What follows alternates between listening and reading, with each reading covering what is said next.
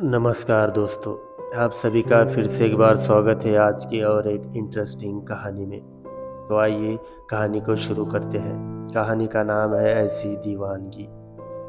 ईश्वर ने जो लिखा है उसे कोई बदल नहीं सकता। इसे इत्तेफाक कहूँ या ईश्वर की इच्छा, जब वो पहली बार उससे मिला। सुबह का समय था, घड़ी में 8:30 हो रहे थे। वो गर्मियों के दिन थे। सूर्य की चंचल किरणों धरती पर प्रहार सी कर रही मालूम हो रही थी। ऐसे में उसे अपने परम पूज्य गुरुजी के घर भी जाना था। जब तक वो अपने गुरुजी के घर तक पहुंचता, तब तक उसके मुख पर पसीने की अनगिनत बूंदें आ चुकी थी। उसने अपने मुख से पसीने की बूंदों को साफ किया और कमरे की ओर आगे बढ़ा। जब वो कमरे में अंदर गया तो देखा कि चंदन सी शीतलताएं लिए वो संगणक के साथ बैठी कुछ प्रचलित भजनों को एकत्रित कर रही थी। आंखों में काजल था, भीगे भीगे बाल, कमल के पंखुड़ी से तीखे नयन थे। ऐसा मालूम हो रहा था जैसे कि वो स्वयं कोई पुष्प हो और कुछ ओस की बूंदें उसकी सुंदरता को और निखार रही हो।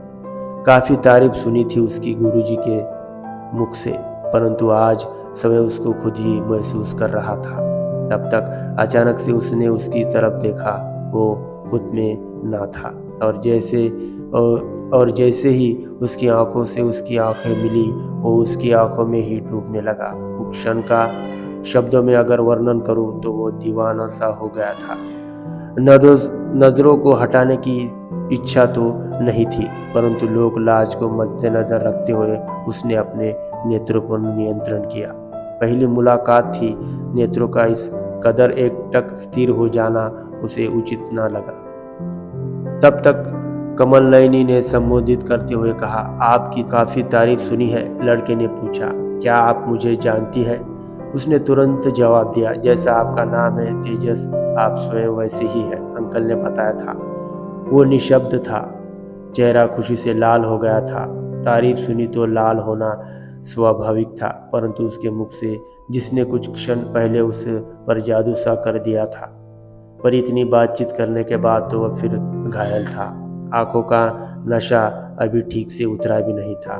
किस बार उसकी आवाज ने उस पर जादू कर दिया था।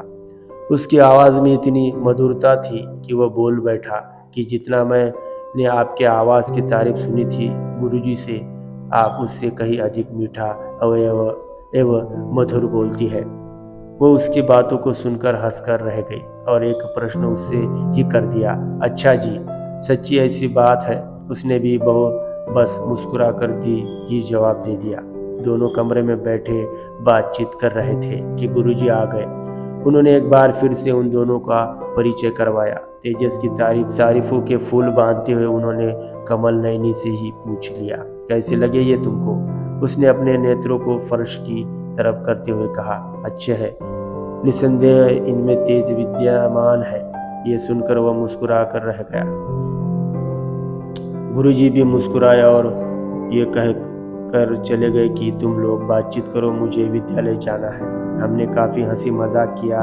हर दिन वो सुबह गुरुजी के घर पहुंच जाता और वे दिन भर मस्ती करते। वो उसे भजन सुनाते और तेजस उसे निहारता रहता। अब वे एक दूसरे से परिचित थे और जैसे जैसे दिन बीतते जा रहे थे, वे अच्छे दोस्त भी बन गए थे। वो 7 दिनों के लिए आई थी और वो 7 दिन कैसे गुजर गए पता ही नहीं चला। वो प्रभु राम की दीवानी थी और मात्र 7 दिनों में उसे भी अपने ये रंग में रंग गई। जिस दिन उसकी विदाई थी वो आंतरिक रूप से बहुत उदास था और जब उससे रहा नहीं गया तब उसने दर्द भरी भारी आवाज में उसने पूछ ही लिया, अब हम फिर कब मिलेंगे? उसने यही कहा, राम जी ने चाहा तो हम जल्दी ही मिलेंगे। इन्हीं अंतिम शब्दों को जहन में लिए हुए अगली ही सुबह वह अपने शहर गोरखपुर की तरफ चल दिया। उसकी गर्मी की छुट्टियां शुरू हो गई थी। खुशी थी घर जाने की, परंतु उसके अंतिम शब्दों ने उसको उस दिन का इंतजार करने पर भी विवश कर रखा था जब वो दोबारा मिलेंगे। तेजस के मस्तिष्क में विचारों का काफी द्वंद्व था उसको लेकर, परंतु उसके दिल व दिमाग में क्या था उसे खबर तक न थी। जो भी हो, वो 7 दिन उसके जीवन के अस्मरणीय दिन रहेंगे, ऐसा मुझे लगता है। ईश्वर से यही प्रार्थना है कि दोनों एक बार फिर से मिल सके।